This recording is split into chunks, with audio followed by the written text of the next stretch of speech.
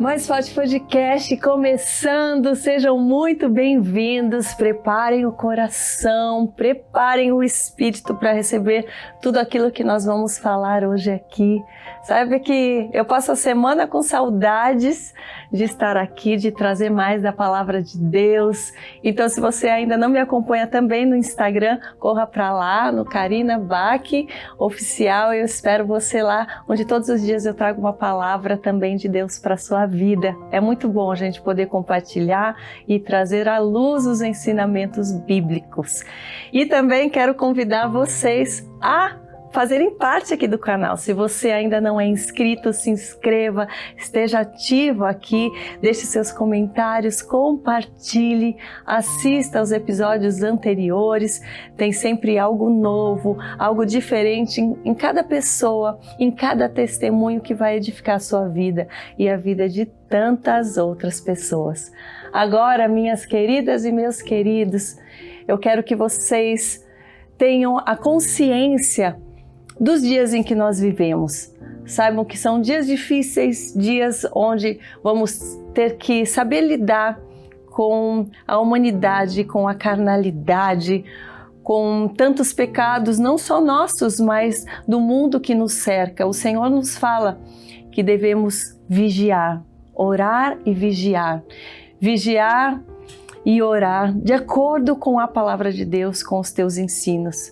E hoje essa convidada que eu trago a vocês, ela é uma mulher sábia, uma grande profissional. Ela é cristã, psicóloga, tem um trabalho lindo, um ministério que vem trazendo luz e consciência na vida de tantas pessoas, principalmente a grande maioria mulheres que vem passando por relacionamentos abusivos. Ela que todos os dias também traz uma mensagem de consciência, de encorajamento e direcionamento. Então esse é um assunto muito atual, muito importante, onde eu recebi também muita direção e muito direcionamento por coisas que eu passei. Eu tenho certeza que você vai sair daqui mais consciente. Como ela diz, quanto mais consciente, melhor. Então, com vocês, a querida Carolina Leão. Querida, muito bem-vinda. Muito obrigada, é um prazer enorme estar aqui com você.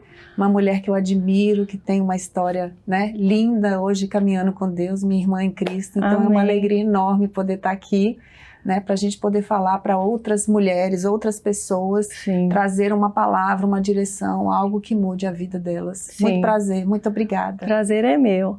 Carol, você que tem tido um ministério tão relevante, porque falo que o ministério é tudo aquilo em que a gente se doa e tudo aquilo que a gente usa das nossas habilidades a favor do reino de Deus, principalmente, e você estar trazendo, né, essa consciência a tantas mulheres, com certeza tem libertado muitas delas de um lugar de cativeiro emocional, de cativeiro físico, mental, né? Mas eu tenho certeza que essa autoridade que você traz, e pelo que eu vejo, vem da tua experiência como profissional, mas também como mulher, por algo Sim. que você passou e algo que o Senhor te libertou. É verdade. Eu vivi um relacionamento abusivo há mais ou menos 20 anos atrás, né? Mas naquela época eu não tinha nenhuma noção do que eu vivia. Eu acho que, como grande parte das mulheres, a gente não consegue identificar o abuso de imediato, né? As violências dentro do relacionamento. E foi um momento muito, mas muito difícil da minha vida. Um momento em que eu tive depressão, eu cheguei a pesar 49 quilos, e foi uma relação que foi me destruindo aos poucos, sem eu perceber de imediato, né? Os abusos, muitas vezes, eles são sutis. Então, até a gente se dar conta que está sofrendo abuso é uma coisa muito destruidora, destrói a nossa alma, tira a nossa alegria de viver, né? Foi o que aconteceu comigo, eu não tinha alegria de viver. Eu tinha uma angústia, um medo, uma ansiedade e uma tristeza da vida mesmo. E você já era cristã nessa época? Como Sim, que foi? Eu já era cristã, né? Eu me converti tem mais ou menos 27 anos. E essa época eu já era cristã. e entrei num relacionamento. Eu tinha saído de um outro relacionamento depois de muito tempo, conheci uma pessoa que na verdade eu nem me interessei muito na época, mas é aquela coisa, você tá ali, vai na brincadeira, né? Acho que eu tava um pouco, nossa, eu preciso viver, porque eu saí de um relacionamento de muito tempo, e comecei a me envolver com essa pessoa, que na verdade não era cristã, né? Então eu comecei nesse relacionamento, tinha muitos altos e baixos, no namoro, até que essa pessoa se converteu, né? Foi pra igreja e se converteu. E aí eu disse, bom, então agora vai dar tudo certo. Se converteu entre aspas, né? Foi pra igreja. Então, e aí a gente resolveu casar, né? Até porque na época, para não pecar, para não estar juntos sem casar, resolvemos casar. E foi assim, muito ruim. Foi uma escolha que eu fiz que eu tenho certeza que Deus não estava nessa escolha, né? E eu precisei depois sair disso, porque realmente aquilo estava me matando aos poucos. A partir dos primeiros dias ou meses, você já sentiu que havia algo errado? Ou foi algo que foi, né, se desenvolvendo aos poucos ali? Foi desenvolvendo aos poucos, porque no começo tudo parece ser muito bom, né? A pessoa se apresenta para você, todo abusador ou toda pessoa tóxica, ela se apresenta para você geralmente como um príncipe, né? É aquela pessoa que te faz sentir especial, que diz que te ama, que você é a mulher da vida dela, né? E que você, né? Quero casar, eu quero ter filhos, nós vamos ter um futuro lindo, muitas promessas, muitas falas bonitas, né? E é claro que você se sente especial, né? E você acaba se apaixonando e querendo viver aquilo que aquela pessoa está te apresentando. Só que com o tempo, esse personagem não se sustenta, né? E aí as coisas vão desandando. E aí eu comecei a perceber muita instabilidade no relacionamento. Um dia a pessoa estava ótima, outro dia ela estava mal-humorada e tudo estava ruim, o mundo era... né? Eu era culpada de tudo que estava acontecendo.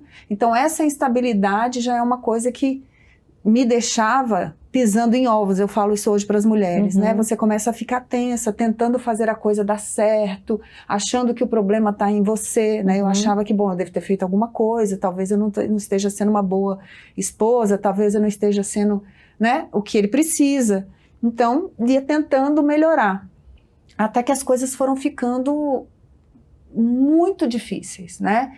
Dele sumir, não dar satisfação, de sair, voltar de madrugada, de ser agressivo verbalmente. Então, a coisa foi desandando muito mesmo. E aí, o que eu era assim, eu falava, tem alguma coisa errada, isso não é casamento. Não é possível que casamento seja isso. E onde muitas acabam sustentando, porque, né, quando a gente fala com pessoas, né, que estão casadas, a grande maioria fala, mas problema todo mundo tem. Casamento é isso mesmo. E você vai aceitando aquela vida daquele casamento que está insatisfatório, né? Que nem é casamento, na verdade, né? Porque casamento é uma parceria, né? Que se constitui em amor e respeito. Quando você não tem amor e não tem respeito, isso não é parceria. Você não tem mais o propósito real de um casamento, né? Que Deus, né, diz que é um casamento. Então, eu comecei a orar, né? Claro, sempre falava com Deus, mas eu falava, Deus, não é possível que isso é casamento, né? Eu tinha uma indignação, uma tristeza, e eu falava, não é possível, Deus, que isso aqui é casamento. E aí eu comecei a fazer um propósito com Deus. E eu falei para Deus, eu falei, Senhor, eu não quero ficar louca. Olha, essa era a minha conversa com Deus, eu nunca esqueço disso, tem 20 anos. Eu falava, Deus, eu não quero ficar louca. E eu não quero ficar 20 anos orando para uma pessoa mudar. Eu quero viver, eu quero ter vida, porque isso aqui não é vida. E eu comecei a orar nesse sentido. E quanto mais eu orava, mais as coisas apareciam. É impressionante, né? Revelação, como Deus, né? Não nos deixa enganado. Mais coisas ruins apareciam. Aí aparecia mulher, aí aparecia, né? Mentiras, né? Agressividade, mais as coisas apareciam. Até que houve uma violência física. E aí, entre indas e vindas, já tinha, né, terminado, voltado, terminado e voltado. E aí eu falei, não, agora, né, chega. Eu acho que se eu aceitar isso aqui, vai só piorar. Né? E aí foi quando eu decidi realmente sair do relacionamento e me separar e entrar com divórcio e seguir a minha vida. E foi tão interessante na época que eu fui a conversar, meu pastor estava acompanhando, né? E conversei com o bispo da minha igreja na época, que nem me conhecia, o bispo, e ele me disse uma palavra muito interessante que eu também não me esqueço. Ele disse assim, Jesus, quando escolheu os discípulos, né? Quando ele escolheu Judas, Judas era para ser discípulo, né? Mas Judas escolheu um caminho diferente. Mas Jesus não deixou de cumprir o propósito dele por causa de Judas. Sim. Então, se Judas não quer caminhar com você, siga a sua vida. Sim. E me liberou. É. Então, para mim, foi assim, libertador, sabe? Eu estava orando, jejuando nessa época, e aí Deus me liberou. Eu falei, nossa, então agora eu vou viver. Você chegou a ficar quanto tempo casada? Não durou um ano. Eu tinha nem 2 chegou anos, a ter filho, nada? Não tive filhos. Né? Eu tive um namoro de 2 anos, conturbado já, e depois que eu casei, piorou. Né? Foi uma coisa que foi bem pior depois do casamento. Até digo isso para as mulheres. Aquilo que é ruim fica pior, aquilo que é bom pode ficar melhor. Mas se você já está vendo sinais, né? Eu via sinais, mas eu teimei. Eu falo que eu fui de teimosa. Não, ele vai mudar. Aquela coisa que a gente fica, né? Apaixonada, vai mudar, né? Deus vai restaurar, Deus vai transformar. Vocês nem chegaram a fazer, tipo, aconselhamento em casal? Fizemos aconselhamento. Fizemos aconselhamento de casal. Nada adiantava, né? Não adiantou. E aí foi quando eu decidi que eu falei, realmente eu não quero continuar, porque eu literalmente adoeci, né? Eu tenho depressão, tive ansiedade, né? Cheguei a pesar 49 quilos. Eu falei, meu Deus, isso não é vida, não faz sentido, né? E aí foi quando eu consegui me desvencilhar. Você já era psicóloga? Não era psicóloga na época. Então, como que você depois foi detectar que não era só uma briguinha de casal ou uma incompatibilidade, mas que existia esse abuso mesmo, psicológico, físico? O que te trouxe à tona? Assim, foi o pastor? Foi você, a partir do momento que você passou a estudar? Ou foi somente Deus que te revelou? Como foi? Então, eu acho que quando a violência física aconteceu, eu já sabia que existia alguma coisa muito errada. Mas quando a violência física aconteceu, isso me despertou. Falei, bom, isso aqui tá muito errado, né? Porque isso realmente não faz parte de um casamento. E eu fui fazer psicologia já um tempo depois, né? Um tempinho depois disso. E aí, quando eu comecei a estudar... Aliás, eu fiz muita terapia também nessa época. O que me salvou foi a minha relação com Deus, antes de tudo, né? Porque se não fosse Deus, eu brinco que eu nem estaria aqui. Porque eu cheguei no fundo do poço, né? De uma dor, assim, que eu deitava no chão igual criança e chorava. Né? Eu me lembro de eu sentir fisicamente a dor. Porque era um conflito da dor que eu estava vivendo, com assim, o temor em me separar. Né? Eu vivi dores muito intensas, num espaço de tempo até curto. E o que me salvou foi a minha relação com Deus. Eu brincava para o meu pastor, eu falava assim, eu vou pegar meu colchão e vou dormir aqui na igreja. Porque era o único lugar que eu sentia paz, que eu sentia conforto, exatamente. E o que me ajudou muito também foi a terapia. Eu fiz muita terapia na época e eu comecei a perceber, né, nesse processo de estar caminhando com Deus, da terapia, de que aquilo era abuso, de que aquilo não era normal de fato, né, que não era saudável permanecer ali. Mas eu ainda não tinha dimensão, eu acho, da gravidade de tudo isso. Sim. Só depois que eu estudei psicologia, eu me formei, eu comecei a atender mulheres, foi muito interessante, porque a maioria das minhas pacientes sempre foram mulheres. Acho que mulher busca mais terapia, né?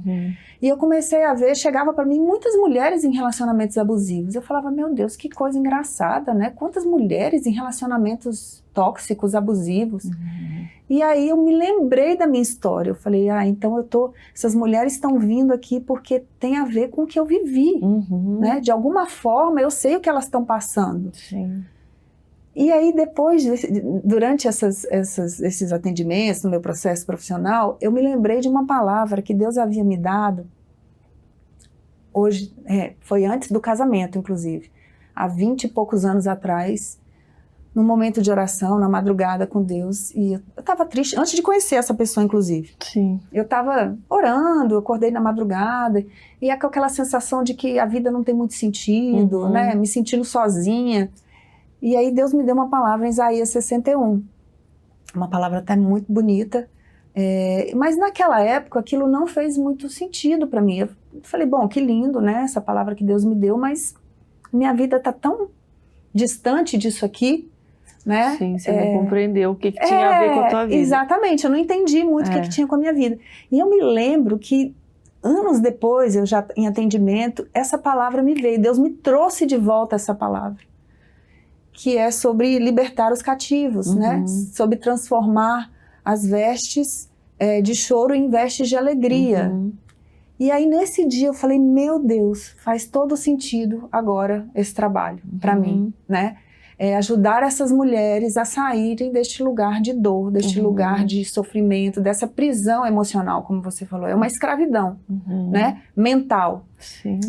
E aí isso eu sempre amei a psicologia, aí deu muito sentido para minha história. Eu falei, eu entendi, esse é o meu propósito. Foi para isso que Deus me chamou. Sim. Né? E aí foi quando eu comecei a falar no Instagram. No começo eu nem falava sobre isso, falava várias coisas diferentes, e aí comecei a falar um pouco sobre isso, e as pessoas se identificavam, e aí que surgiu esse assunto, né, de falar sobre relacionamentos abusivos. Não foi uma escolha consciente que eu falei, vou falar sobre isso. Sim. Mas foi a identificação desse processo, dessa vivência minha pessoal, né, com aquilo que Deus tinha me chamado, na verdade, para fazer. Então hoje eu entendo que o que eu passei, né, de certa forma, era parte do meu propósito, né?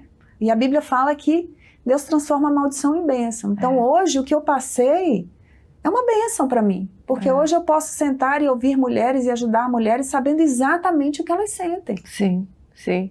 Para você na época, quando você decidiu, né, por se separar, como foi? Para você, foi um sentimento de libertação logo de cara, ou você ficou com aquela angústia, aquele sentimento de culpa, né? Tipo, olha, eu tentei, mas foi culpa minha. Você ainda carregava esse sentimento de culpa? E para ele, como foi? Ele aceitou? Como? Não. É impressionante, né? O abusador, ele nunca aceita quando você o rejeita, né? Na verdade, eu falo muito sobre pessoas com transtornos de personalidade narcisistas, porque narcisistas são a maioria desses abusadores, né? Então, quando eu decidi me separar, né? Como havia tido a violência, eu pedi uma medida protetiva e ele, na verdade, na época eu entendia muito pouco, mas um amigo que era advogado me ajudou. Você chegou a fazer boletim de ocorrência? Fui para a delegacia, fiz boletim de ocorrência. Isso me ajudou também, né, a me afastar, porque a gente fica, é como um vício. Né? Você sabe que aquilo te faz mal, mas é muito difícil sair, porque você está dentro de uma teia emocional, de uma construção ali que aquela pessoa, né, foi fez trabalhando. com você, foi trabalhando. As pessoas que vêm de fora falam, nossa, eu já tinha separado, como assim passou por isso e não separou? É muito, né, fácil falar. E tem gente que fala, nossa, até então parecia que estava tudo bem, agora a pessoa virou a pior pessoa do mundo. É porque não estava tudo bem. Exatamente. É o que você falava para as pessoas que estava tudo bem. A mulher tenta manter, né, a ideia de que está tudo bem, porque ela quer que esteja tudo bem. E a mulher tem muita vergonha. Sim. Então, ela não vai expor que ela está sofrendo o que ela está sofrendo para todo mundo. Pelo contrário, ela vai esconder, até dela mesma, como você falou. A mulher, ela naturaliza, ela justifica, ela começa a dizer, não, casamento é isso mesmo, ele está estressado, ele está trabalhando muito, né? Ou a família dele é assim, ele teve uma infância difícil. Então, nós tendemos a justificar. Principalmente as mulheres que têm o sonho do casamento, que fazem planos para o dia que eu casar vai ser para sempre. Exatamente. Essas vão ficar tentando mais, tentando moldar, falar, só porque ele não sabe o que é casamento, eu vou mostrar o que é uma família feliz. O meu amor vai curá-lo, né? Deus vai restaurá-lo e vai dar certo. Só que, na verdade, esse perfil de homem não muda, né?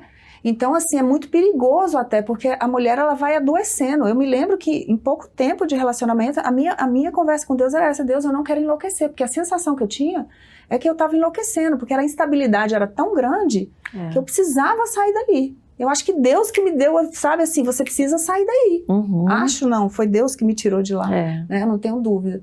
Então, esse processo, sim, quando eu me separei, eu tive muito conflito, né, para tomar essa decisão, porque eu tinha muito temor. Eu falava, meu Deus, eu casei, como que eu vou separar? Então, um ano que eu casei, como é que eu vou separar? É muito fracasso, é uma sensação de fracasso muito grande, né? Como se a gente tivesse falhado. Né, com Deus, com o outro e com você mesma. E que os seus sonhos de família também fracassaram. Né? Parece que nunca mais você vai poder ter uma família.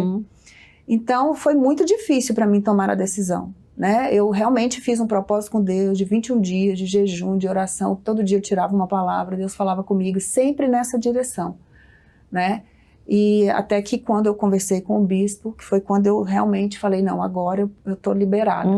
Né? Realmente as outras pessoas já me apoiavam, meu pastor já me apoiava, graças a Deus, porque tem pastores hoje ainda que insistem que as mulheres fiquem. Eu não sei nem se eu estaria viva, sabe, se eu tivesse ficado. Eu digo isso porque eu poderia ter desenvolvido uma depressão muito mais grave, poderia ter suicidado. Eu falo isso porque eu vejo casos... Sofrido uma violência tão forte a ponto de te empurrar, você bater a cabeça e morrer. Exatamente, de uma agressividade maior. Então, assim, graças a Deus, hoje, graças a Deus, eu falo que durou, né, pouco em vista do que eu vejo mulheres suportarem, né?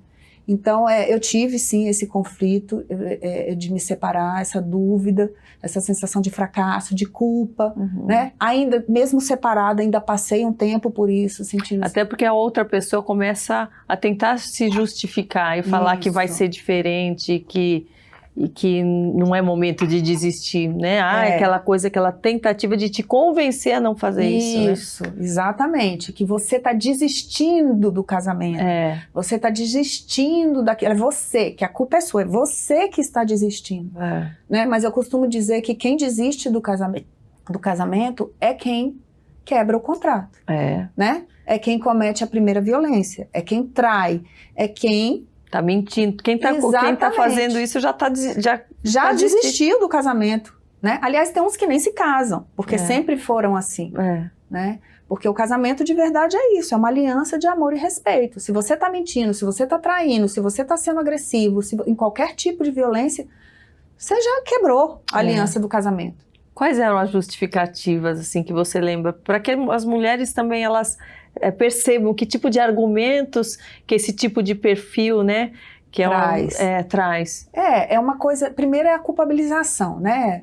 Você é chata, você é ciumenta, você pega no meu pé. Você é exagerada, você cria coisa na sua cabeça, não é nada disso. Eu saí, voltei 4 horas da manhã, mas eu estava com os meus amigos, né? Não é nada disso que você está imaginando. Porque você é controladora, né? E a mulher, e eu me questionava muitas vezes, pensava, será que eu não sou chata mesmo? Será que eu não estou exagerando? Será que a pessoa não pode sair com os amigos, né? Que tem? Então, essa é a confusão que eu falo da sensação de, né? Parece que você está ficando louca. Sim. Será que você duvida? Você começa a duvidar de si mesma. E você coloca em xeque os valores que você aprende na palavra, principalmente sendo cristão. Você fala, não, esses são os valores que o Senhor me manda, né, se seguir num relacionamento. Daí a outra pessoa, que é quem eu amo, está fazendo completamente fora e me culpando. Então vira um conflito, uma confusão. É uma confusão mental enorme. E que entra a culpa, entra a vergonha, entra o medo de tomar a decisão errada, né? Será que é melhor me separar? Será que eu realmente não estou abrindo mão de uma família? Né? Será que Deus não vai me punir por isso? Porque, né? São muitos conflitos, é muito angustiante mesmo. Eu passei por tudo isso e mesmo depois de separada, senti isso durante um tempo, né? Mas Deus foi me dando sempre direções e palavras que me confortavam, que me, né, direcionavam para seguir em frente. Inclusive, uma das palavras que Deus me deu que me marcou muito foi sobre a glória da segunda casa. Né? Deus disse para mim que a glória da segunda casa seria maior do que a primeira. Essa é uma palavra que eu guardo assim, com muito carinho no meu coração quando eu me separei. Né? E na época, claro, ainda não tinha dimensão né, das maravilhas que Deus faria na minha vida. Eu estava tão machucada, né, tão ferida, e de fato Deus fez, né? De fato Deus realmente me reconstruiu, mas assim, de um jeito que eu brinco que a minha autoestima era menos 10, era igual a temperatura negativa, né? E depois desse relacionamento, parece que eu virei outra pessoa, né? Depois de toda a dor que eu passei, de todos esses conflitos que eu consegui me separar, eu comecei a entender que eu era, né, um indivíduo, que eu era de fato amada por Deus e que Deus não queria coisas ruins para mim, né? Eu fui, acho que eu comecei a andar com Deus mais de perto. Sim. Né? Você tinha medo de um novo relacionamento, de repetir o mesmo erro, de confiar em alguém, essa pessoa te trair tua confiança? Sim. Quando a gente vive um relacionamento abusivo, é muito natural você não confiar. Porque você está tão traumatizada, foi tanta dor que você sentiu, o seu cérebro é como se o seu cérebro dissesse para você, relacionamento é perigo, você vai sofrer, né? Então isso é uma coisa que é preciso ser tratada, porque é difícil você confiar novamente, você acha que todo mundo está ali, né? Não só relacionamentos afetivos, até outras pessoas. Sim, né? de amizade, de pessoas, né? No seu convívio. Exatamente, você tem medo de confiar, né? Você tem medo de se entregar, porque a gente só entrega numa relação quando a gente confia, sim. Né? Então, tive sim, inclusive o meu marido hoje, na época, depois que eu conheci meu marido, na época que ele me pediu em namoro. Quanto tempo depois? Então, foram mais ou menos, acho que uns 8 meses depois, né? Eu conheci na igreja. Sim. E foi muito interessante, ele que gosta de contar isso, eu gosto que ele conte essa história, porque a gente não se conhecia e ele tinha se separado também há mais ou menos 1 ano, eu acho, alguns meses, e aí ele foi para a igreja e tinha um grupo de amigos, foi com esses amigos para a igreja.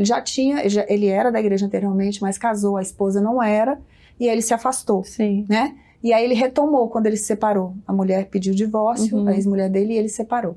E ele foi com um grupo de amigos. E aí ele olhou para mim uma vez e disse assim, Senhor, eu vou casar com ela. Ele não me conhecia, nunca tinha falado comigo. Gente. E aí ele sentava atrás de mim e orava por mim. Aí ele brincava com os amigos, vamos orar porque eu vou casar com ela. Nunca tinha me visto. Gente. Assim, nunca tinha me visto, não. Nunca tinha falado comigo, nunca tinha conversado comigo. E aí, realmente aconteceu, né? Eu conheci 8 meses depois. Não indico, tá? Eu falo que é muito pouco tempo, gente. A gente precisa de um tempo para se restaurar, mas sim, Deus fez dessa forma na minha vida. Sim. E aí ficamos amigos, e ele conhecia, a gente tinha uma amiga em comum, ela me apresentou, ficamos amigos, e aí teve uma hora que ele me pediu em namoro. Acho que hoje em dia, nem sei se as pessoas falam isso, né? Mas na época ele me pediu. Ainda tem, ó. E eu falei, não, eu não quero namorar, eu tô ótima desse jeito. E realmente, eu já tava, sabe, me reestruturando, sim, eu estava feliz com Deus, eu tinha um grupo de mulheres que eu cuidava na igreja, então eu saía com as amigas, eu cuidava dessas mulheres, eu viajava, então eu estava super sim, bem. Não havia uma perseguição do teu ex? Ah, sim, havia. Aí você perguntou e eu não te respondi. Sim, quando eu me separei, eu tinha uma medida protetiva, então ele não podia, né, se aproximar. Mas, acho que depois de 1 mês, aí eu falei, entrei com o divórcio, ele disse que não ia dar o divórcio. E aí começou a me ligava toda madrugada. Ele bebia, saía, ele me ligava. Porque você é a mulher da minha vida, porque eu não sei viver sem você. Aí eu desligava.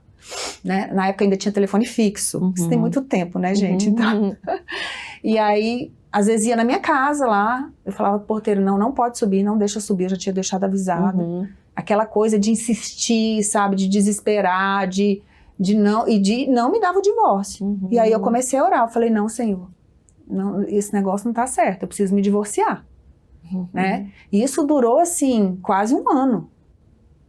Até um dia que também entrei num propósito com Deus de oração, aí um dia ele resolveu me dar o divórcio. Eu falei, nossa, ótimo, então fui no cartório, a gente assinou, porque como era consensual, não tinha bens, não tinha nada, não tinha filhos, foi super rápido. Sim. Né? E aí foi um alívio pra mim. Aí nessa fase eu já tava na fase do alívio. Sim. Aí já pra mim falei, nossa, agora eu tô livre pra seguir minha vida. Sim.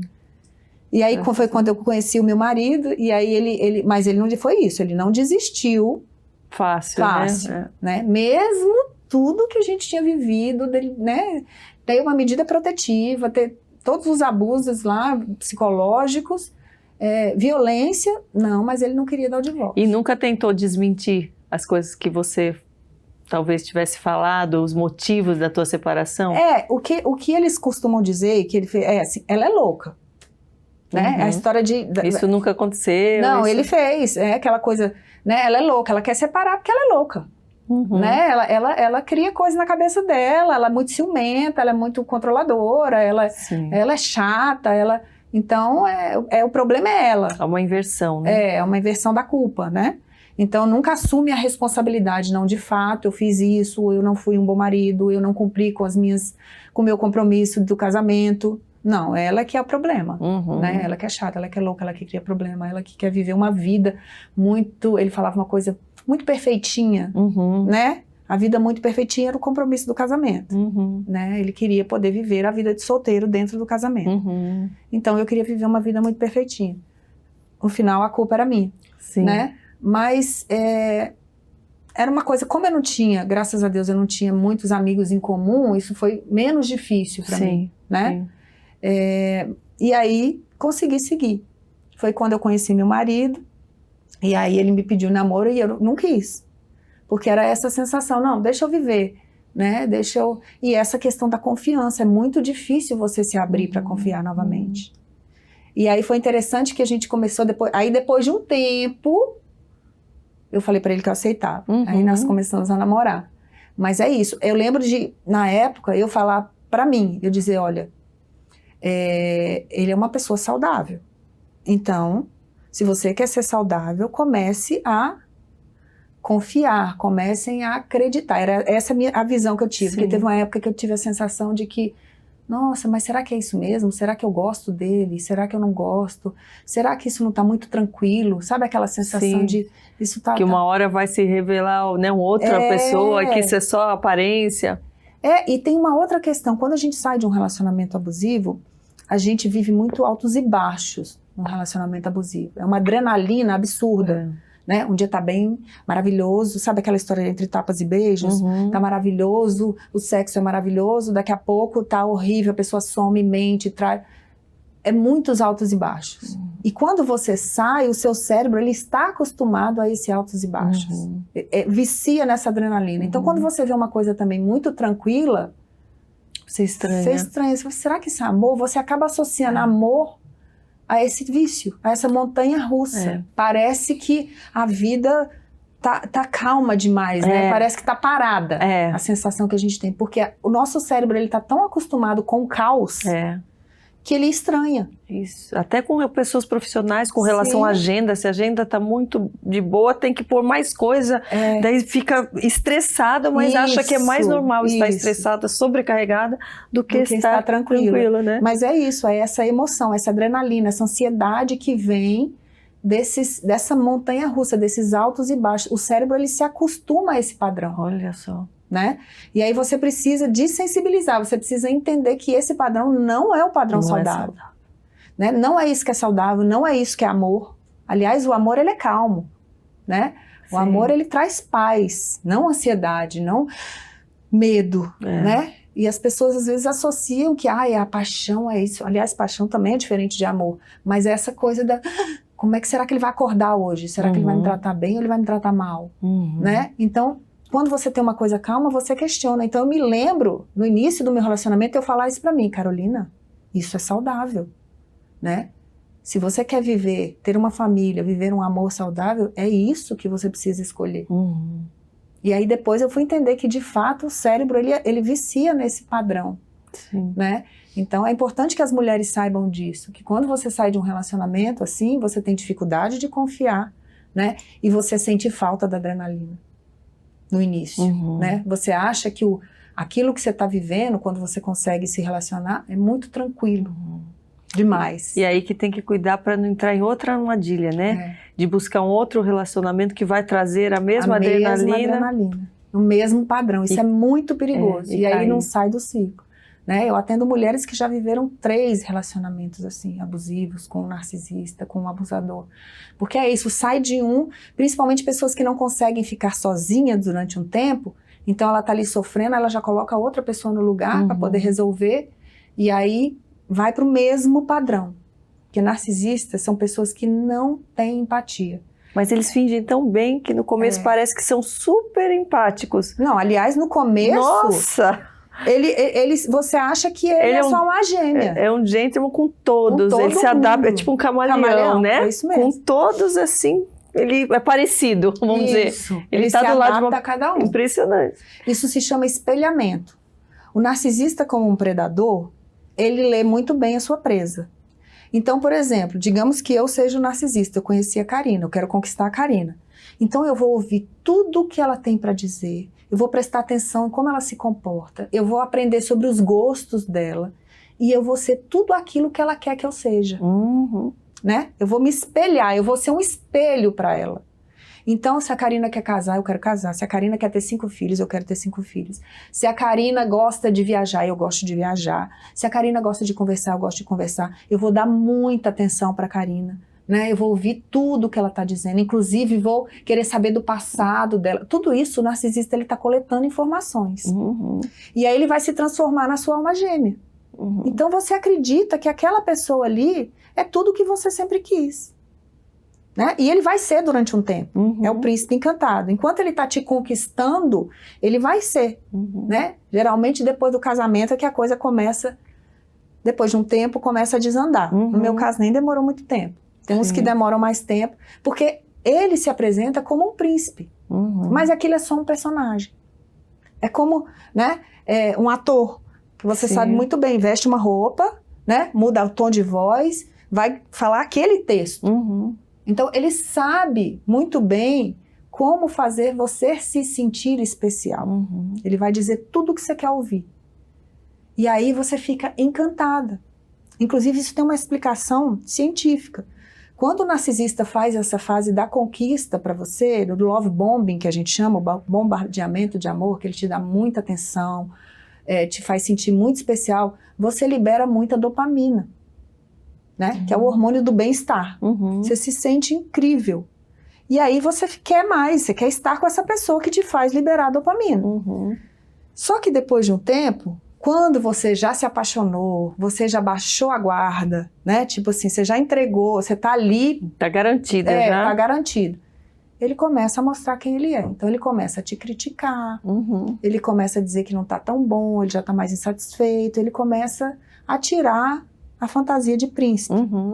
Só que você ainda quer a dopamina. Você quer se sentir bem. Então você acha, a vítima acha que você... Será que eu fiz alguma coisa errada? Cadê aquele príncipe? Ele tá estranho, ele mudou. Agora ele não me elogia mais, agora ele não me dá mais atenção, ele não presta atenção em mim. Tá começando a criticar, tá mais mal-humorado, acho que eu fiz alguma coisa. E aí ele começa a dizer que você fez mesmo, né? Do tipo, você é chata, você cobra demais, você... E aí a mulher começa a achar que o problema é ela, né? Só que aí ele começa a te desvalorizar, te desqualificar. E isso, às vezes, começa muito sutil, né? Eu poderia dizer pra você, nossa, Karina, você tá linda, mas você tava mais bonita com... No ano passado, que você tinha uns 3 quilinhos a menos. Começa... Né? Começa uma coisa assim, meio disfarçada, né? Olha, você precisa... Esse cor do cabelo, né? Podia melhorar um pouco, esse batom não ficou bom. Vai começando, vai te minando aos pouquinhos. E você acha, não, ele tá cuidando de mim, ele quer que eu fique bem, né? Ele tá certo, é isso mesmo. Só que isso vai se intensificando. E aí você fica... Cadê o príncipe? Né? Aquele homem maravilhoso. E você tá viciada naquela dopamina. Então você quer de novo, você vai se esforçar mais pro príncipe voltar.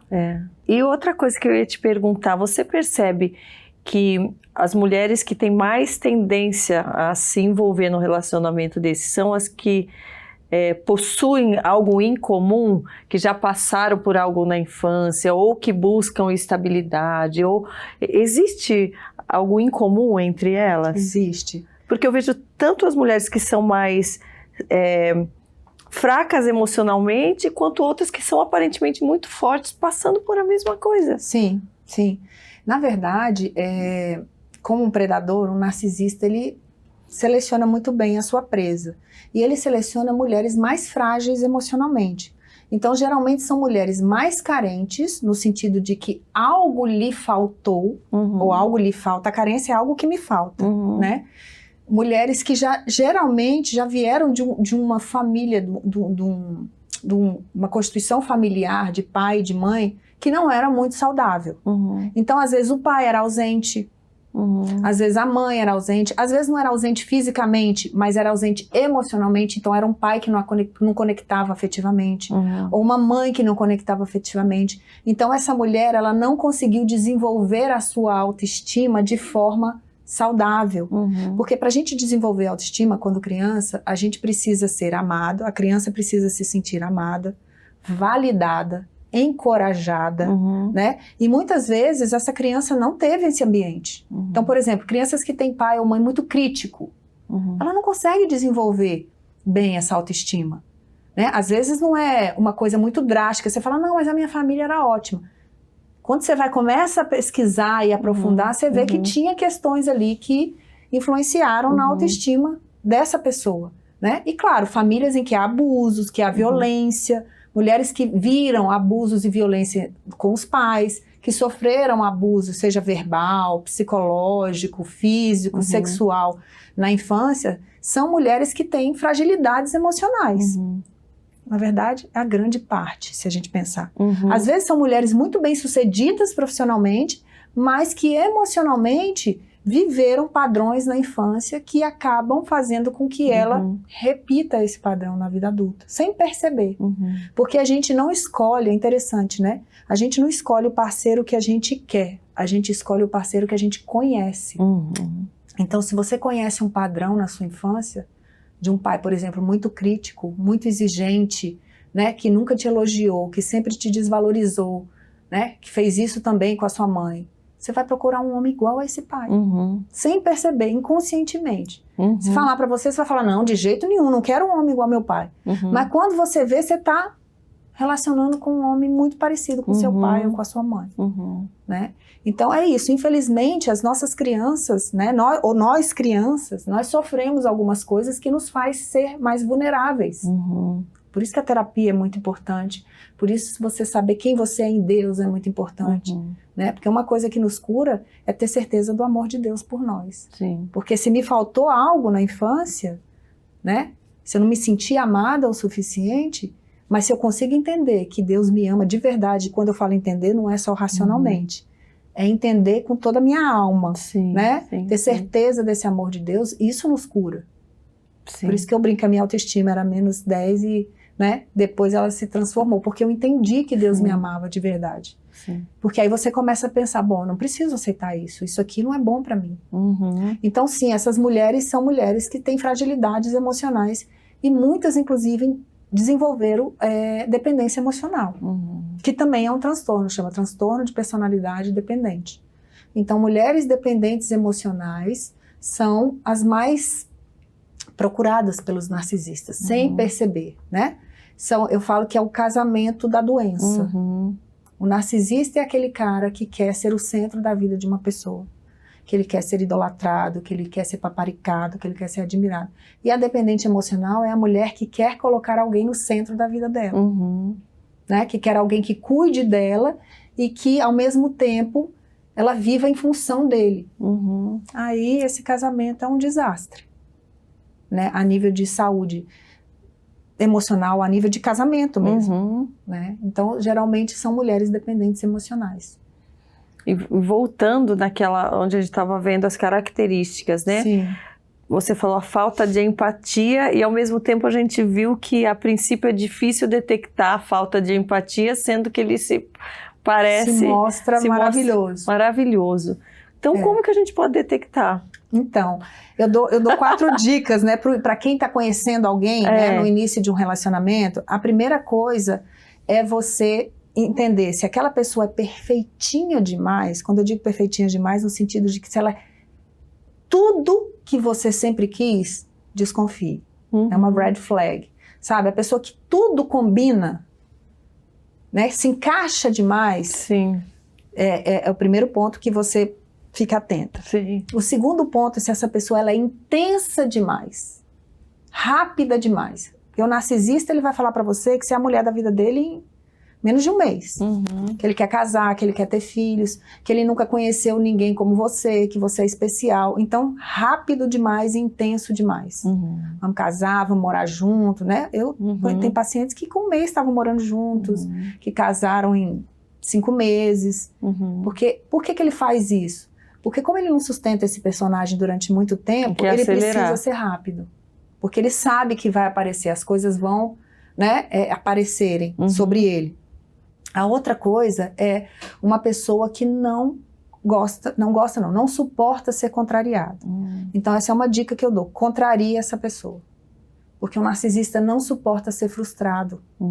Então você contraria uma vez, ele vai até segurar um pouco a raiva, porque ele sente muita raiva. Mas frustre ele algumas vezes e você vai ver que vai aparecer alguma coisa ali. E a quarta coisa é, acredite na sua intuição. Porque nós mulheres temos uma intuição que eu entendo que é a voz de Deus que fala com a gente, né? E a gente tende a não ouvir, né? Que você tá tão encantada, você fala, não, isso é coisa da minha cabeça. Mas a nossa intuição, ela fala, né? Porque Deus fala com a gente. Quando você percebe, não releve tudo, preste atenção nos pequenos gestos, nas pequenas coisas que aquela pessoa está demonstrando. Então essas 4 coisas ajudam.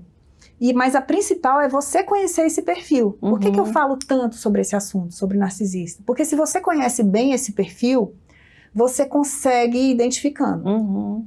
Mesmo no começo. Porque você vê nuances ali de uma pessoa que quer ser perfeita demais, intensa demais, rápida demais, quer te deixar enebriada naquela sedução ali. Pessoas mais saudáveis, elas têm um tempo mais... Elas estão te conhecendo, elas não vão dizer que te amam no primeiro mês. E quanto mais tempo você vai relevando e vai ficando, parece que eles vão coletando ainda mais dados para saber como, né, te manipular. Te manter ali nessa teia, né? Vai criando uma teia em volta de você. Então ele vai usar... Perdão, daí você comentou sobre o personagem, que cria-se o personagem, daí vai enfraquecendo. Se você traz à tona, ou tipo, eu não quero mais, vamos terminar, daí volta o personagem de novo. Exatamente. Né? Então, por isso que vai ficando confuso, né? Esse é o ciclo, né? Quando você vê que tá ruim, ou que ele aprontou alguma coisa, ou que ele mentiu, ou que ele foi grosseiro, aí você fala, não quero mais. Aí ele volta com o príncipe, né? Não, você é a mulher da minha vida, vamos viajar, vamos fazer aquela viagem que você queria. Isso aí, né? Nós vamos ter filhos, a nossa família, o nosso futuro, né? Vamos jantar, a gente precisa ficar mais tempo juntos, a gente tem que... Aí você fala, nossa, agora ele entendeu, agora melhorou, aí vamos seguir. Aí, de novo, o ciclo da relação abusiva é a lua de mel, tensão, explosão e lua de mel. Isso vai sempre se repetir, só muda o tempo. Então a lua de mel é isso, começa com a conquista, aí depois ele começa a mostrar quem ele é, a vítima fica meio tensa, esperando, não tá muito bom, parece que tem alguma coisa errada. Aí acontece um evento, ou ele mente, ou ele some, ou ele é agressivo, aí, né, a vítima fala, não quero mais. Aí ele volta com a lua de mel, ele volta com o príncipe. Aí vem a lua de mel, daqui a pouco vem a tensão de novo, depois da tensão vem a explosão, depois da explosão... E aí fica. Meu Deus. Esse é o ciclo. Por isso que eu falo da adrenalina, né? Você tem a lua de mel, aí depois tem um problema, aí vem a lua de mel... E aí a mulher vai ficando presa, né? E ele vai trabalhando, o narcisista programa a mente da vítima. Né? É uma lavagem cerebral. Ele vai trabalhando de forma que você começa a desacreditar em você, a mudar a sua percepção sobre você. Né? Você começa a pensar, como eu pensava, será que eu sou chata mesmo? Será que eu estou exigindo demais? Será que eu não estou sendo compreensiva? Será que, né, eu preciso flexibilizar mais? Porque ele vai falando coisas do tipo, né? Não, você é chata, você quer tudo do seu jeito, você é controladora, você não faz isso direito, você não é uma boa mãe, você não sei o que... E aí você começa, acho que eu não sou tão boa assim mesmo não, né? Ele é que é bom, que tá, né? Ele fica comigo. Então ele vai te despersonalizando, ele vai destruindo a sua autoestima, pouco que você tem, ou razoavelmente o que você tem, depois para sair é muito mais difícil. É muito mais difícil. E a ausência de empatia Por que ela é tão determinante? Né? É importante a gente entender isso.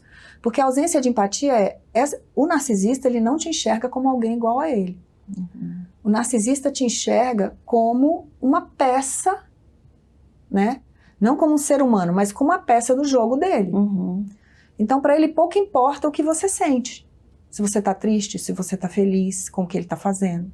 Ele não está nem aí. Pouco importa as suas dores, né? Pouco importa os seus desejos que você quer fazer. A vida é sobre ele, é o que ele quer fazer.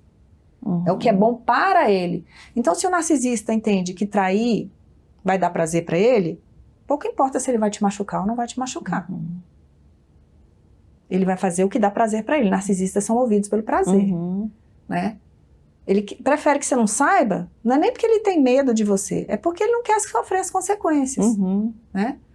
Então, a ausência de empatia faz com que o narcisista te veja apenas como um objeto, né, que está ali no mundo para servi-lo, que se mistura com esse senso de superioridade, que é outra característica. Uhum. Eu sou um cara especial, uma raça especial, muito mais inteligente, muito mais esperto, eu sei de tudo, e você está aqui no mundo para me servir. Como minha mulher, você está no mundo para fazer tudo o que eu quero, para me agradar, e sem reclamar. É a história do hóspede, ele é um hóspede na sua própria casa, né? Ele senta lá e quer tudo bonito, arrumado, a comida, se a roupa não estiver bem passada, menino não pode gritar, não pode fazer barulho, porque ele está vendo televisão, é tudo sobre ele. Se ele quiser sexo, tem que ser na hora que ele quer, se ele não quiser também, você não enche o saco. Se você quer fazer uma viagem que ele não quer, ele não vai. Se você quer sair com seus amigos, não, seus amigos são chatos, é tudo sobre ele. Né? Você está no mundo para servi-lo, para atendê-lo. E se você ousar desobedecer, você vai ser punida. Aí tem vários tipos de punição. Punição do silêncio, tratamento de silêncio, né? Uns punem com sexo, né? Ausência de sexo. Outras punições, agressividade, cobranças, críticas. Aí tem uma infinidade de coisas que eles fazem. E existe também aquela questão de... se a mulher ela ainda não está na questão de se anular, dele invejar e começar a desejar aquilo que ela tem, ser quem ela é, do jeito que ela é, Muito e isso criar comum. uma raiva, não uma admiração, mas uma raiva. Muito comum. O narcisista, ele tem dois sentimentos predominantes, raiva e inveja. Né? Ele não tem muitos sentimentos bons. Ele não ama, como ele não tem empatia, ele não ama, porque o outro é só um objeto, não é um ser igual a ele. Então, ele sente raiva de tudo e de todos, da vida, inclusive. Que assim, na cabeça dele, ele tinha que ser muito mais reconhecido, ele tinha que ser muito mais especial do que as pessoas reconhecem, porque ele se acha o rei sol, né? Eu brinco. E a inveja é uma das coisas muito presentes, que ninguém pode ser melhor que ele em nada. Né? E então ele olha para você, qualquer coisa que você tenha de bom, ele não só quer ter mais do que você, mas como ele não consegue, ele quer destruir o que você tem.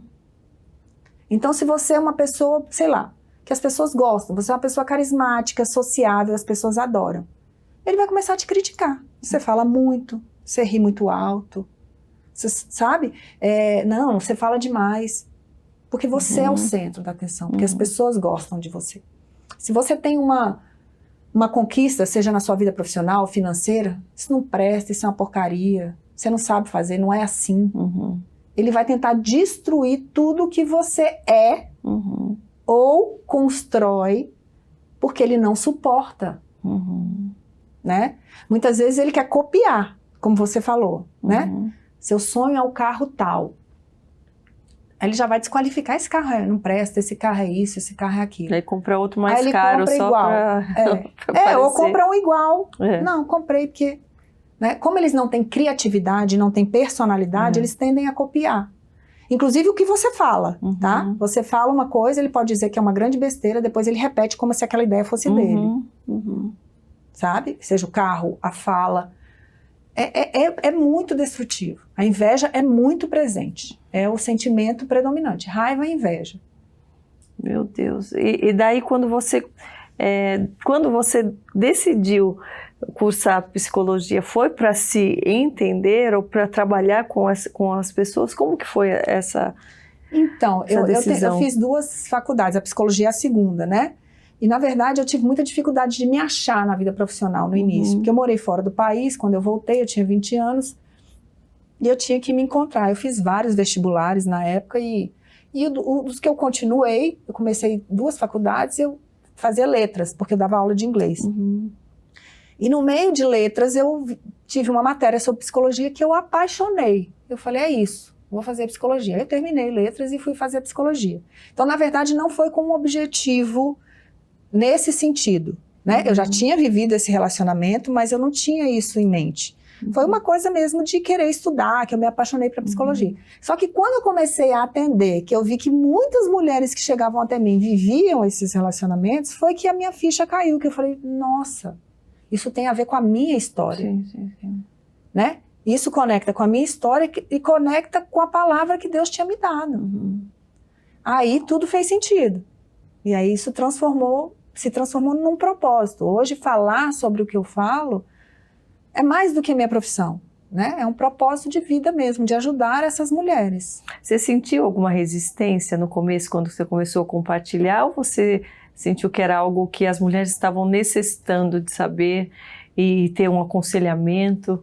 Eu senti que as mulheres estavam necessitando, né? Claro que tem algumas resistências no sentido, como é que eu vou dizer? De pessoas que não conhecem, por exemplo, o assunto, né? Tem pessoas que falam, mas como é que você fala que uma pessoa é narcisista e você nem conhece essa pessoa, né? A gente conhece um narcisista pelo perfil de comportamento, é assim que você avalia um transtorno de personalidade. E quem melhor conhece um narcisista é quem convive com ele. Então, quando eu recebo uma pessoa que me conta o que ela vive no relacionamento, é muito fácil identificar. Né? Para mim é muito fácil identificar, porque o perfil de comportamento é sempre o mesmo. Sim. É muito parecido. E eles não mudam, porque não vão só repetindo com outras pessoas o mesmo padrão? O mesmo padrão. Não existe cura, não existe tratamento? Não existe cura, transtorno de personalidade não tem cura. Existe tratamento, mas eu vou só explicar por que não tem cura. O transtorno de personalidade é uma forma de ser. A pessoa ela é assim. É a forma que ela enxerga o mundo. É como se fossem os princípios e os valores dela. É a lente que ela enxerga o mundo. E ela pode desenvolver esse transtorno por conta, talvez, de algo que ela passou? Por exemplo, de repente, depois de uma idade, ela se torna essa pessoa? Ou é algo que você acha que já vem hereditário? Então, existem fatores, a ciência fala de fatores hereditários e ambientais. O que são os fatores ambientais? É a família que essa criança cresce, porque os transtornos de personalidade eles se desenvolvem na infância, não é na vida adulta. É que aparece na vida adulta, porque aparece com a personalidade da pessoa. Sim. Mas eles acontecem ali na infância, por causa de uma família disfuncional, né? Às vezes é um filho rejeitado, às vezes é um filho que não é amado, às vezes é um filho que sofre abuso, ou filha, existem mulheres também, né? Então, naquele ambiente disfuncional, ele desenvolve o transtorno junto com a personalidade. Então, é como se a personalidade dele fosse o transtorno. Então, o comportamento dele, a forma dele de ver o mundo é aquela. É um jeito de ser, né? Não existe cura. A ciência fala que transtorno de personalidade não tem cura, porque a pessoa ela é assim. Agora, existe tratamento? Existe. Seria a terapia. Só que tem um porém. Eles não admitem, né? Como o narcisista tem no transtorno uma característica que se chama senso de superioridade, eles não se veem com problema. Na verdade, eles não sofrem pela forma que eles são. Eles não querem mudar, né? Eles acham o máximo. Eles vão mudar o quê? Na verdade, eles acham que tem um grande benefício. Eu não amo, então eu não sofro por amor. Eu não tenho empatia, então eu não sofro com a dor do outro. Claro que eles não têm esse nível de consciência, mas eles se acham especiais. Você é muito mimimi, você sofre demais, você chora demais. Nós, réis mortais, na cabeça do narcisista, somos sensíveis demais, porque nós sentimos. Então eles veem isso como uma grande vantagem. Eles gostam de ser como são. Né? Eles não têm noção de que é geralmente um transtorno. Então, por isso que existiria um tratamento? Existiria. Mas eles não querem, não faz sentido para eles. E nem medicação, porque qual medicação que você vai dar para alguém que não ama? Para alguém que não tem empatia? Não existe medicação para você ter empatia. Não tem. Então, na verdade, acaba sendo uma rua sem saída. Apesar de existir, eles não buscam. Que acabam nem buscando em Deus, nem buscando, né? Alguns se escondem em Deus, na religião, em Deus. Isso é muito comum, né? Nas igrejas, né? Qualquer tipo de religião está cheio de narcisista. Inclusive, na psicopatia, que é um transtorno muito parecido com o narcisismo, uma das profissões que mais existem psicopatas são líderes religiosos. Então, tá cheio. Por quê? Porque tudo que o narcisista se preocupa é com a imagem. Né? Ele cria uma imagem de quem ele gostaria de ser. Na verdade, ele não é, mas ele gostaria de ser esse homem perfeito.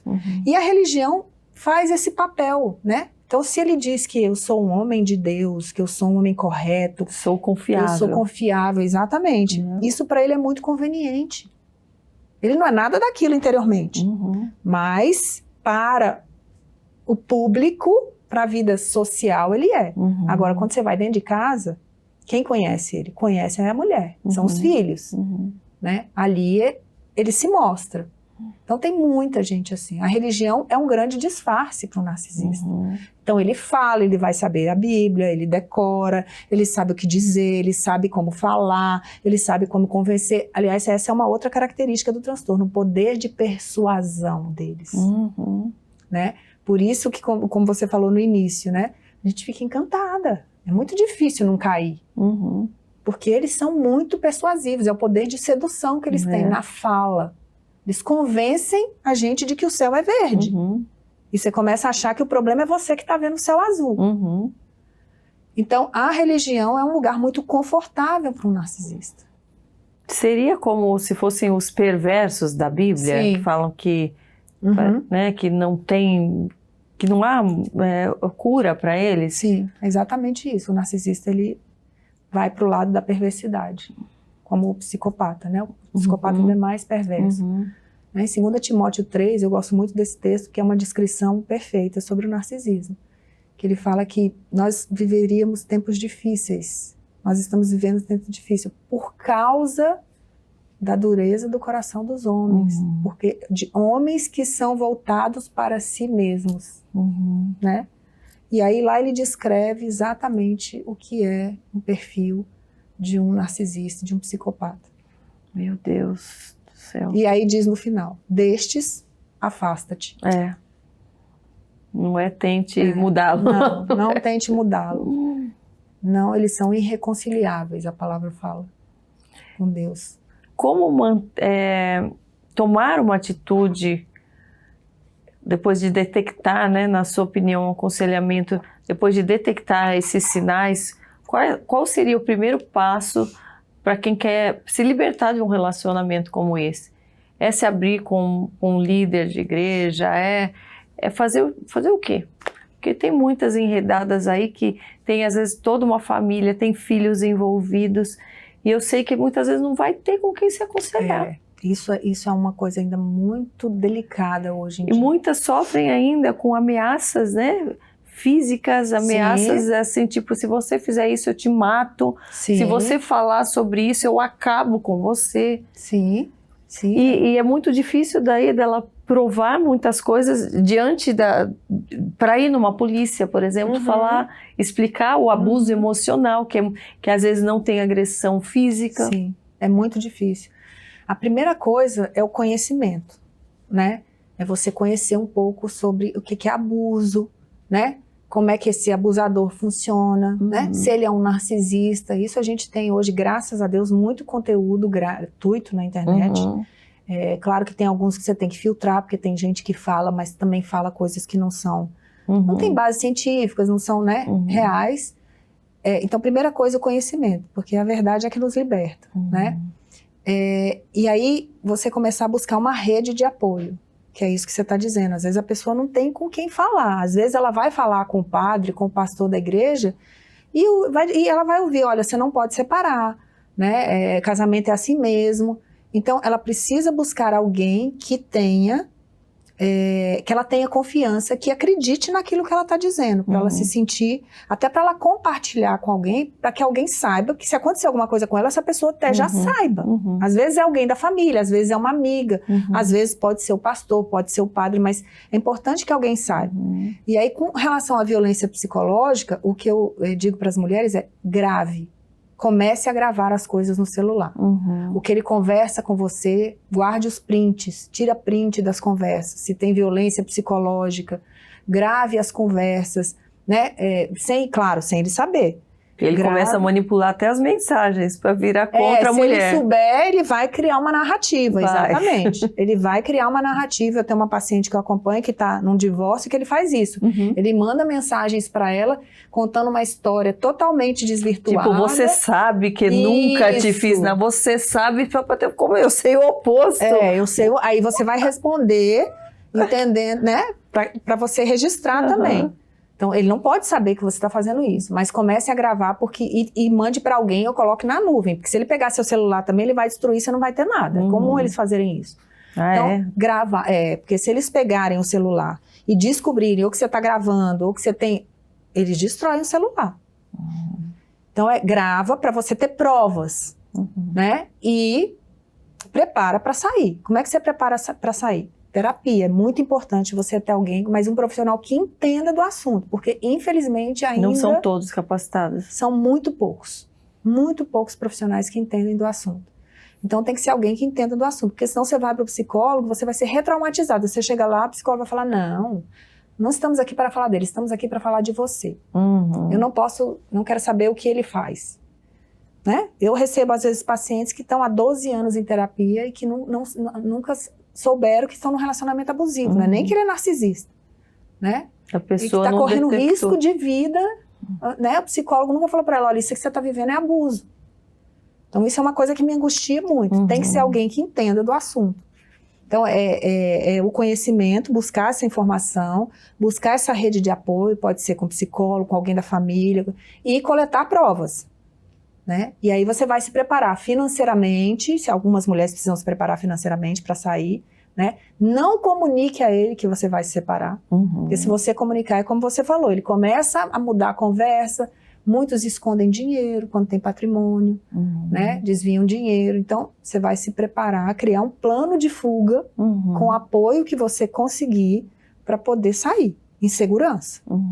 E aí, se for o caso, faz uma medida, faz um boletim de ocorrência, entra com uma medida protetiva e aí você consegue sair com mais segurança. Quanto mais pessoas souberem da sua história, mais segura você fica. Garante que ele não vai fazer nada? Não garante. A gente já vi casos aí, mesmo com medida protetiva, deles fazerem coisas, mas te protege, porque eles têm muito medo de serem expostos. Então, isso te protege. Sim. Eu vi algo muito importante que me serviu de alerta também, que você colocou no seu Instagram, sobre a questão do contato zero. Sim. Eu gostaria que você explicasse o porquê que isso é tão necessário, né? E o porquê que tem mulheres que dizem, eu me libertei, mas eu fico pensando nele, mas eu tenho saudade dele. Muitas, né? Como? É por causa da adrenalina, né? Daquela sensação da dopamina. Porque esquece a coisa ruim, só lembra daquela parte do personagem bom? Não é que esquece, é porque geralmente são mulheres dependentes emocionais, né? Que ficam viciadas. A dependência emocional, ela é igual a dependência química. Que aquilo eu prefiro ter isso do que não ter ninguém, aquela coisa. O medo da solidão, o pavor da solidão é maior do que o pavor do abuso. Gente. Por causa da dependência emocional, né? É igual a droga. Eu sei que aquilo me faz mal, mas eu quero. Mesmo que aquilo me destrua, eu não consigo ficar sem. Isso é a dependência emocional. É a pessoa que ela precisa ter alguém que se sentir desejada, se sentir amada, mesmo que seja a pior pessoa do mundo, que seja, né, o objeto desse amor. Às vezes não é nem se sentir amada, porque ela já nem sente mais amada, mas pelo menos é alguém. Sim. Ela não está sozinha, ela tem a sensação de uma pseudo-segurança. Sim. Né? É uma mulher que às vezes viveu muito abandono na infância, então ela tem que ter alguém do lado dela, mesmo que seja alguém horrível, que maltrate ela. Eu lembro que tinha uma peça de teatro antigamente, ficou muito famosa aqui no Brasil, nem sei se existe mais, mas que falava, né? Sou infeliz, mas tenho marido. Tipo assim, ó, tenho Sei, alguém, eu não tenho sou uma alguém. pessoa que ninguém quer. Isso. Até para a sociedade, olha, eu sou uma pessoa que eu tenho alguém que me ama para os outros, às vezes para os outros, né, verem. Né? Porque a dor da solidão ela é maior do que a dor do abuso. Eu prefiro aguentar o abuso do que aguentar estar sozinha. Então isso geralmente são mulheres dependentes emocionais.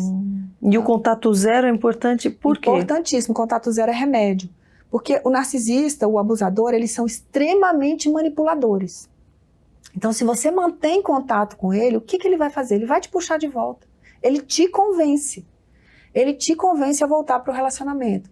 Ele vai te culpar, ele te convence de várias formas. Você que desistiu tudo, você destruiu a família, você não me ama, aí você sente culpa. Culpa é uma sensação de dívida. Então, quando você tem a sensação de dívida, você quer pagar a dívida. Então, você vai lá para tentar consertar. Você volta. Né? Ele vai te manipular por meio da vitimização. Ele vai dizer, eu tô sozinho, não sei viver sem você, a minha vida, né? Você estragou tudo e aí você estragou nossa... Você sente dó, compaixão, aí você volta. Né? Às vezes ele é agressivo, ele vai te agredir com palavras, vai falar porque você faz isso, você faz aquilo, você não ama ninguém, você é egoísta, né? Você sente culpa de novo. Então você não pode dar para um narcisista 10 segundos para falar com você. Porque ele vai desestabilizar você emocionalmente, para te trazer de volta para o domínio dele.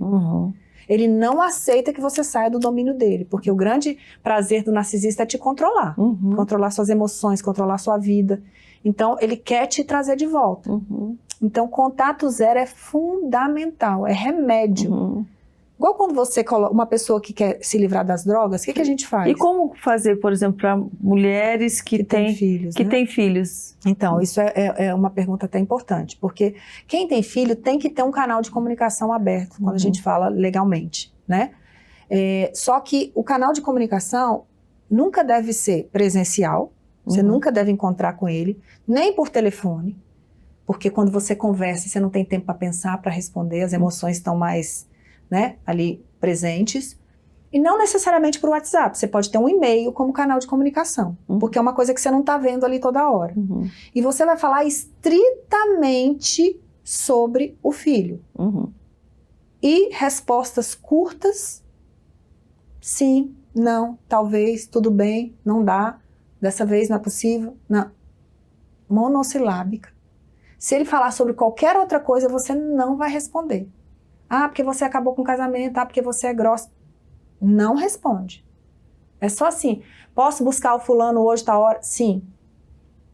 Ah, mas eu quero trocar as férias. Não será possível. Ah, mas ele está muito chateado, sei o quê. Tudo bem. É assim a conversa, é mínima.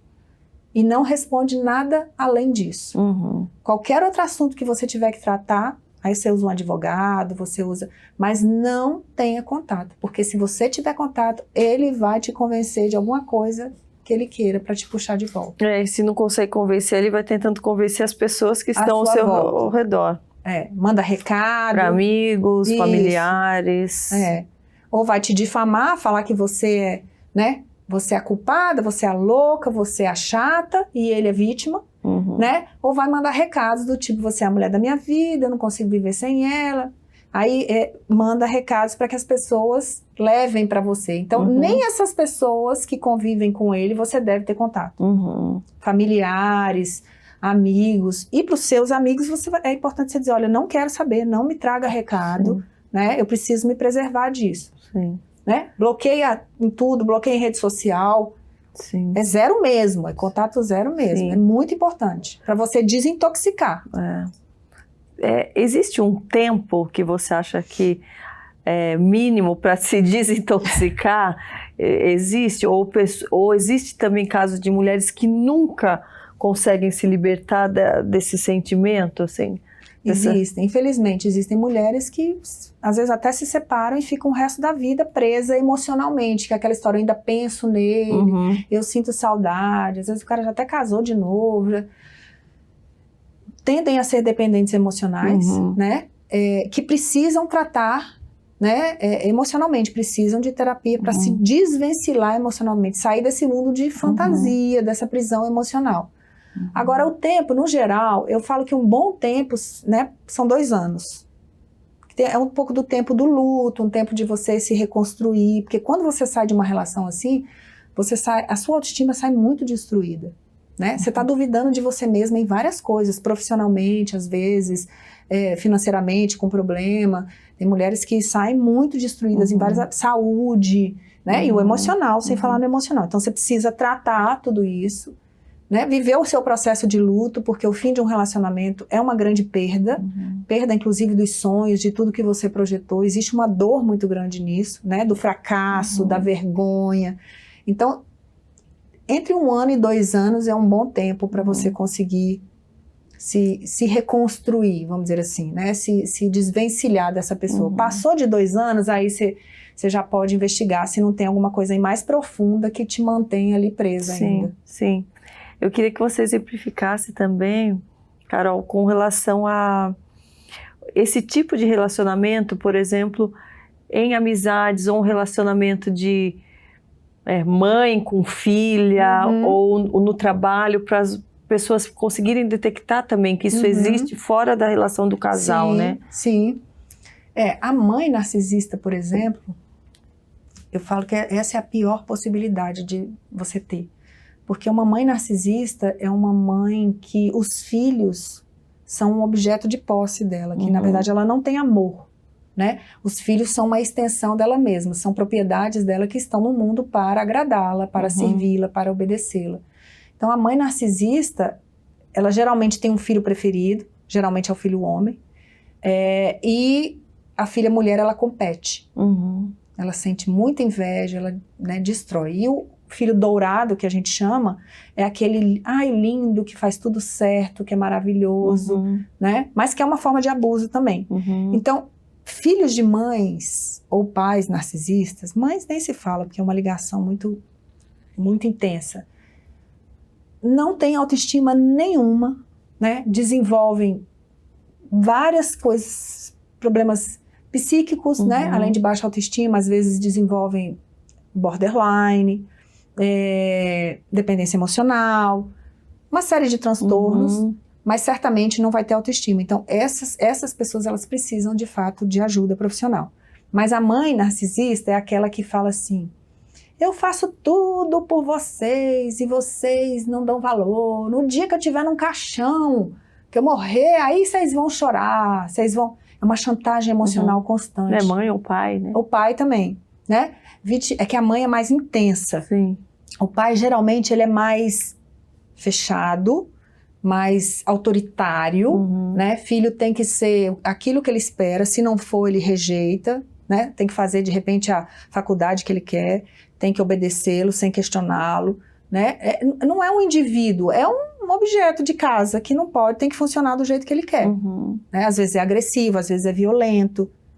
A mãe, ela é mais dramática, geralmente. Algumas são violentas também, mas a mãe é mais dramática, ela vitimiza, fica doente, sabe? Uma coisa assim, até doença ela inventa, faz muita chantagem emocional e compete, sabe? Não aceita, por exemplo, com o filho homem, que é o filho, geralmente o filho dourado, ela nunca vai gostar de nenhuma namorada, nem de esposa dele. Vai competir com a esposa. Com a filha mulher, ela vai ter inveja de tudo. Eu sempre dou o exemplo da madrasta da Branca de Neve, né? Espelho meu, existe alguém mais bonita que eu? Existe, é sua filha, então vamos matar. Ela destrói. Vai destruir a autoestima dela, não faz nada direito, nada que presta. Tem uma paciente, por exemplo, que a mãe dela, aos 5 anos, pegou todas as roupas dela de menina, fez uma fogueira e queimou. Cortou o cabelo dela curtinho e vestia ela como menino. Que ela era muito bonitinha, foi crescendo, enquanto bebê tudo bem. Pra enfeiar ela e pra mãe tá bem, ser melhor. Então tem casos horrorosos de pais e mães narcisistas. Meu Deus. Então é muito doído. E essas pessoas tendem a se relacionar com um narcisista. Porque é o que é conhecido, é o padrão de relacionamento que elas aprenderam durante a infância. Então, geralmente as pessoas, quando descobrem que estão casadas com um narcisista, aí elas descobrem que tem um pai ou uma mãe narcisista. É muito comum isso acontecer. Então é bem doloroso. E no trabalho, como que isso pode, né, ser visto, assim, às vezes relação de um patrão com um funcionário, também existe esse tipo? Existe, eles costumam ser bem abusivos, né? No sentido de, o nível de exigência desumano, né? Você tem que fazer tudo, está sempre, te suga demais, né? Você não pode discordar do seu chefe, você tem que fazer tudo o que ele quer, do jeito que ele quer, na hora que ele quer, tem que estar sempre à disposição. É uma exigência desumana, né? E às vezes existe essa chantagem emocional, existe o assédio, né? E você tem que se comportar do jeito que ele quer. Isso é muito comum e é pouco falado também nas empresas, né? Que é o assédio moral, inclusive. A gente tem visto também muito essa questão do feminicídio, né? Sim. Você acha que a grande maioria que comete o feminicídio são de personalidade, né, narcisista? Sim. Ou psicopatas, né? Que é o transtorno antissocial. A gente tem um número de feminicídio no Brasil altíssimo. Morre uma mulher a cada 6 horas. Meu Deus. É uma coisa assim absurda. E 70% desses feminicídios são causados por homens que não aceitam o término da relação, por parceiros ou ex-parceiros. São justamente os homens que entendem que aquela mulher é o objeto dele, é uma propriedade. Então, se ela não quer mais ficar com ele, ele não admite que ela vai ficar com ninguém, que ela vai ser feliz sozinha. Né? A questão da inveja, não, você não vai ser feliz sozinha. Se você fica comigo, você é minha. Ou você não vai ser feliz, você vai morrer. Mas feliz com outra pessoa você não vai ser, não. Ou sozinha, né? E 40% dessas mulheres são evangélicas. Meu Deus. Então é um número assustador, né? A gente teve um número agora em 2023, também de violência doméstica, são 50 mil eventos de violência doméstica por dia no Brasil. 18 milhões no ano. Então, assim, fora o que a gente não é, né? Identificado, vamos dizer assim, que não é denunciado, que não é... Então é assim, é muito triste. A nossa realidade de violência, de abuso, ela é muito triste. Ainda é pouco falada. Sim. Né? Assim, dos casos que você presencia, ou que chegam até você, assim, qual ou quais te chocaram mais? Assim, você falou, nossa, eu preciso continuar esse meu trabalho porque é urgente, as pessoas precisam se alertarem, precisam ter mais consciência, precisam sair fora o mais rápido possível. Eu já tive casos, por exemplo, tive uma paciente que ele quase a matou, né? Que ele a enforcou num casamento de 20 anos, ele ameaçava, era super agressivo verbalmente, mas e já tinha batido nela algumas vezes, ela tinha muita dificuldade de sair, e ele a enforcou e quase a matou. Foi quando ela conseguiu sair. Eu falei para ela, você precisa ir embora daí, porque ele vai te matar, né? Mas além dos casos físicos, eu já vi mulheres quererem suicidar por causa do relacionamento. Né? Preferem morrer do que às vezes sair dali, tentar, porque não vê perspectiva fora, não, às vezes não depende, como você falou, financeiramente. E assim, num nível de depressão tão grave, né, que a mulher não consegue levantar da cama, ela não consegue nem cuidar dos filhos, porque ela está tão destruída que ela não consegue fazer nada, não consegue viver, né? Que toma assim muitas medicações, mas que não está nem conseguindo viver. Então existem outros tipos de morte, né? Não só a morte física, né, da violência, do feminicídio, mas a morte emocional, né? Mulheres que largaram carreira para acompanhar e depois ficaram sem nada, né? Porque não tem mais, aí saiu, não, você não precisa trabalhar, então não vai trabalhar, ela deixa de trabalhar, não, você não vai mais para academia, porque essa academia tem isso aqui, não, essas amigas não prestam, aí essa mulher não tem mais nada, não tem mais amigos, ela não tem mais trabalho, ela não tem mais hobbies. Então tem casos muito, muito sérios, muito devastadores mesmo, sabe? Esses de mãe narcisista também, são muito graves, né, de pessoas que são muito machucadas a vida inteira. Então é muito duro, é uma realidade muito dura, né? Já vi um caso também muito sério de uma esposa de um pastor que eu já atendi também, que quase a matou, né? Morre de medo dele, mas tem medo de separar, porque na igreja não pode separar. Casos muito doídos mesmo, sabe? É uma realidade que está em todo lugar. Na classe alta, na classe média, na classe baixa, no meio cristão, né? Em todos os lugares. Qual o teu maior conselho para essas pessoas que querem, né, que precisam tomar uma atitude, ou que precisam ter mais consciência, ou para quem acha que às vezes nem vai passar por uma situação como essa, né? Um conselho mesmo de alerta para quem está nos ouvindo. Jamais deve justificar um abuso.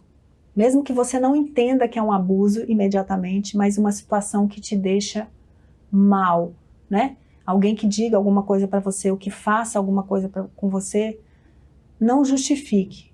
Entenda que se aquilo te faz mal, você precisa entender melhor o que está acontecendo. E aí você precisa buscar ajuda com alguém profissional que possa, né, avaliar essa dinâmica, seja no seu trabalho, seja na sua relação afetiva, seja na sua igreja, seja com uma amiga. Então a gente precisa parar de justificar, né, abusos, para que a gente não aceite, porque a gente justifica para aceitar. Então é não aceitar nenhum tipo de violência. Até porque Deus não nos chamou para viver isso, né? Deus nos chamou para uma vida abundante. E a nossa vida, a nossa qualidade de vida, ela é determinada pela qualidade dos nossos relacionamentos interpessoais, de todas as naturezas. Então, a gente precisa de boa qualidade nos nossos relacionamentos para ser feliz. Para ter uma vida de abundância, a gente precisa ter bons relacionamentos. E aonde há abuso, não existe amor, não existe relacionamento. É preciso sair disso. E se eu pudesse falar, seria isso. Amém, amém. Tem alguma passagem na Bíblia que te toque mais, além dessas que você já falou? Ou algum versículo, alguma história, de algum personagem? Você falou agora, eu me lembrei de Romanos 2, né? Que é sobre o conhecimento. Sede transformados pela renovação da vossa mente, para que conheceis a boa, perfeita, agradável vontade de Deus. Esse versículo ele é muito forte para mim. Talvez até essa frase de quanto mais consciente, melhor, né? Venha um pouco disso. A gente precisa do conhecimento, né? É o conhecimento que transforma a nossa vida. Conhecimento que está na palavra, conhecimento que nos confronta com a gente mesma, porque a palavra nos faz... A gente se vê, né? Sim. O conhecimento, muitas vezes, profissional, o conhecimento sobre o que você está vivendo, porque com o conhecimento você é capaz de transformar as situações. Sim. Né? O povo perece por falta de conhecimento. Então, com conhecimento a gente consegue transformar as situações, consegue transformar a nossa vida, para que a gente viva a boa, perfeita e agradável vontade de Deus. Então, para mim, o conhecimento é o caminho. Sim. Né? Para que a gente possa mudar qualquer situação com Deus, né? Na nossa vida. Sim. É isso. Quais são os teus sonhos ou projetos daqui para frente que você pode compartilhar? Ou no seu ministério, ou familiar? Tem vários, né? Vou contar aqui alguns. Um grande sonho que eu tenho do meu projeto, do meu ministério, é que as igrejas falem mais sobre abusos nos relacionamentos, né? Seja no casamento, seja em relações de autoridade, de trabalho, de amizades, porque existem muitas mulheres que estão vivendo esse abuso e entendem, né? São induzidas a permanecerem, né? Entendem que se elas saírem de uma relação assim, elas vão ser punidas por Deus, que não é verdade. Então, um dos meus projetos é falar, né, que as mulheres cristãs se levantem, né, e entendam que elas não precisam viver abusos, que elas combatam essa violência. Esse é um dos projetos. E meu sonho é que muitas mulheres tenham esse conhecimento, inclusive adolescentes, meninas adolescentes que possam entender o que é um relacionamento abusivo antes até de começar a viver relacionamentos, para que elas possam identificar o quanto antes, né? Queria que isso fosse ensinado nas escolas, na verdade, para elas poderem sair disso. E a nível pessoal, eu amo viajar, então os meus sonhos estão muito relacionados com viagens, né? Eu amo viajar com a minha família. Você tem filhos? Eu tenho um filho de 15 anos. 15 anos? Então, eu tô casada há 16 anos, né? Tô junto com meu marido há 18 anos, que foi aquele que eu conheci, né? Depois do relacionamento. E assim, amo viajar com a minha família, amo estar com a minha família. Para mim, é a melhor coisa que eu tenho aqui nessa terra. E é isso, muito relacionado a conhecer novos lugares e viver uma vida abundante, né? Sim. E cumprir aquilo que Deus me chamou para fazer. Esse é o Amém. meu grande sonho. Você tem feito lindamente. Obrigada. Viu? Muito obrigada. Eu quero viu? agradecer todo esse tempo que a gente passou aqui, agradecer os teus ensinamentos, agradecer tudo aquilo que eu não só aprendi agora, mas desde que eu passei a conhecer o seu trabalho, que foi luz realmente para a minha vida, para a tomada de decisões, para minha cura também emocional. Então, eu só tenho a agradecer a Deus por ter colocado você no meu caminho também. Obrigada. E é uma honra para mim poder compartilhar com todos que estão aqui. Sei que muitas mulheres, homens, profissionais aqui também foram alertados, né, sobre essas questões tão fundamentais para que a gente possa ter a vida que Deus deseja para nós. Então, Amém. que você continue alcançando muitas e muitas vidas, Amém. que o Senhor continue te dando força, te dando essa sabedoria para você permanecer no seu propósito. Amém. Até a eternidade.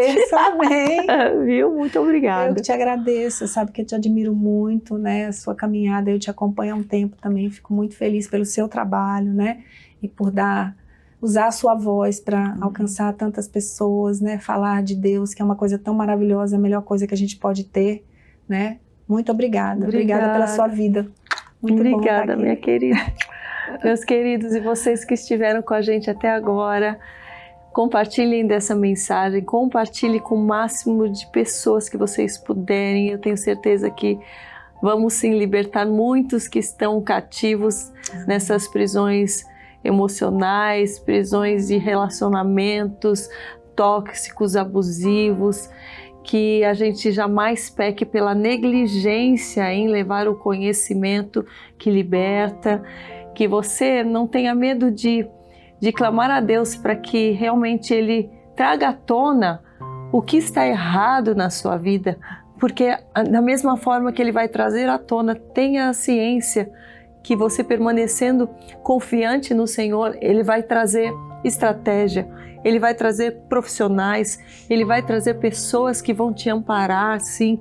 Então não tenha medo de tomar uma atitude, primeiramente a atitude de buscar ao Senhor, de buscar o encorajamento que vem do céu, de trazer à tona, sim, com a sabedoria do Espírito Santo, coisas que muitas vezes você está deixando passar, deixando lá embaixo do tapete, sem querer enxergar.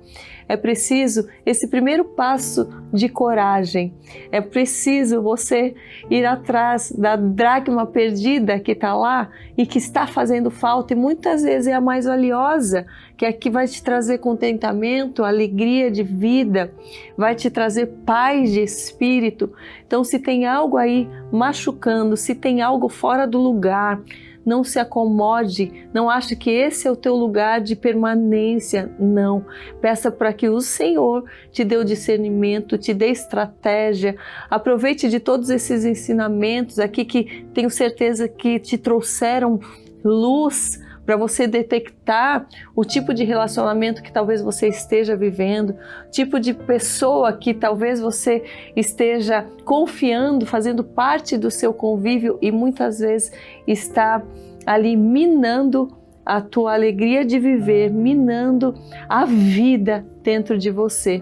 Então que você seja encorajado hoje e saiba que há um lugar onde você vai ser liberto dessas amarras emocionais. Há um lugar, sim, onde você pode ser feliz. Tenha certeza disso. Não deixe que nada nem ninguém te desencoraje, não deixe que nada nem ninguém te faça achar que você não tem valor, que você não tem mais jeito, que você não pode mais ter um relacionamento saudável, que você não pode mais ser feliz nessa vida. Não deixe que o peso das feridas te culpem para que você tenha uma vida melhor. Tá bom? Contem conosco aqui, contem com Deus, com a palavra de Deus e saiba que Ele tem um caminho melhor para a tua vida. Que assim seja e que você seja muito feliz. Compartilhe com o máximo de pessoas que você puder e conto com você no Mais Forte Podcast da semana que vem também. Deixe seus comentários por aqui, tá bom? Um beijo!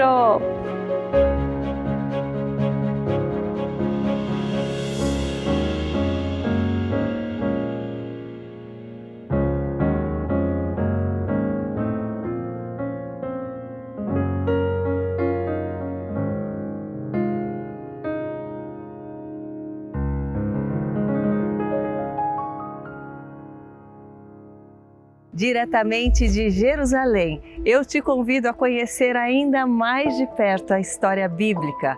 Eu te espero no canal Karina Bach do YouTube com Karina em Israel, caminhando pela Bíblia.